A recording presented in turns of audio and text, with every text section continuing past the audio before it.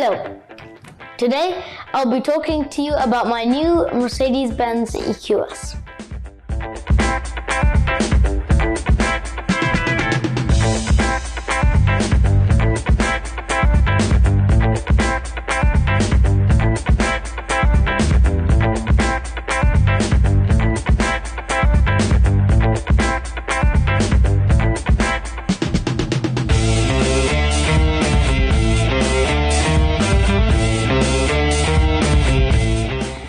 So, the EQS is an electric S-Class. So, you might have heard of the S-Class. It is one of the most luxurious ways to travel. It is a limousine, and it's very comfy in the back and in the front. Mercedes just launched their new S-Class with this huge touchscreen. But now there's an electric version. There were plug-in hybrid versions, but they weren't really full electric cars. They were just kind of like normal plug-in hybrid cars and weren't like full electric. Like the first, so this is like Mercedes's electric cars. So this is kind of like this is the first era of electric cars. Like it's kind of like with the first diesel cars. It's like there's like nearly all manufacturers are building electric cars, if not all, but they're not that widespread. Like probably 90% of the road is just diesel petrol cars. So yeah, the EQS has a massive infotainment system. It's called the Hyperscreen. So instead of a dashboard, you have a screen. That's so you don't have any like wood or anything. You can't have wood on screens. So basically, instead of a dashboard, you have a screen. So it's 3 separate screens in one big screen. So basically, you have the driver screen, which tells you speed, stuff like that, speed limits, driver assistant features, stuff like that. On the other side, you have your main display, which is like that big. So that is for your navigation, normal stuff. Then you have another display over there, which you can't access if nobody's sitting there. That person needs to access it. So you can do the same thing as in the big screen. You just like don't have some features in the big screen that you have in the small screen, and you don't have some features that you have in the big screen, and those features don't have in the small screen. So it's kind of like a balance of which one is more useful.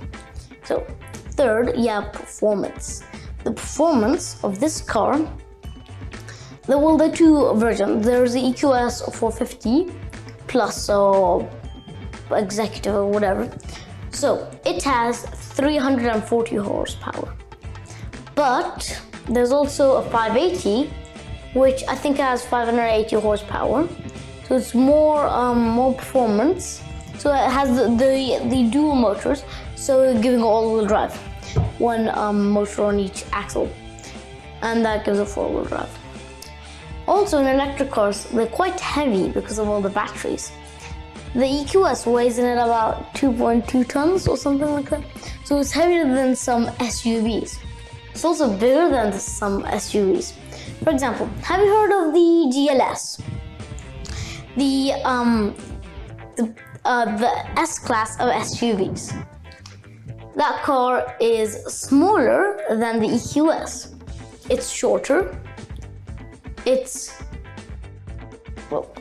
just smaller altogether. Just the height.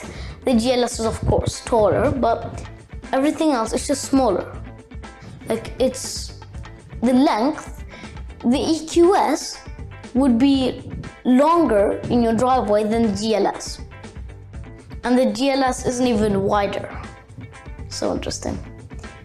Also, if you're wondering how can this be, because the rear 3/4 of the EQS is very long, and it kind of hides that because it's like a coupe. If it was like a S-Class, a limousine, like a saloon car type, then it would look very long. So they did it in this format so it doesn't look as big. Next you have the boot. The boot capacity when all the seats folded down is 540 liters. The 0 to 60 time of the Mercedes-Benz EQS is 3.9 seconds. That's what Mercedes claims, but again, it can be shorter or even more than the time they say, but 3.9 seconds is actually very quick. For example, a Porsche Macan, for example, it does 0 to 60 in 3.5 seconds. So you can really understand how electric cars are getting faster. And the reason for that is instant pickup. So if you're going 10 miles per hour and then you just press the accelerator, you get whiplash. So that's when you get pressed back into your seat like that. It's because the electric motors respond so quickly that your body is it just goes back like that. And that, for example, if you're going from 10 to 20, can speed up really quickly. Next we have the performance stats, horsepower, but we already did that. So performance stats, what I mean is kind of what it does for the range and stuff. So the range is over 400 miles, which is pretty good, but it's less than a Tesla Model S Plaid. I think there's 478 miles between chargers. Also, for charging, you can charge it at a 200 kilowatt charger, and then it will charge your car in 30 minutes. Just 30 minutes. You're used to electric cars, you plug them in, you wait hours and hours, you sleep, and then you wake up and then they're still not charged, so you have to wait even more. They're not like that. This is the fastest charging car. It charges in 30 minutes, which is pretty fast. Thank you for watching. Thank you to Marshall Portsmouth. Thank you to Mohammed for organizing this car. Thank you to my parents, and like, share, and subscribe.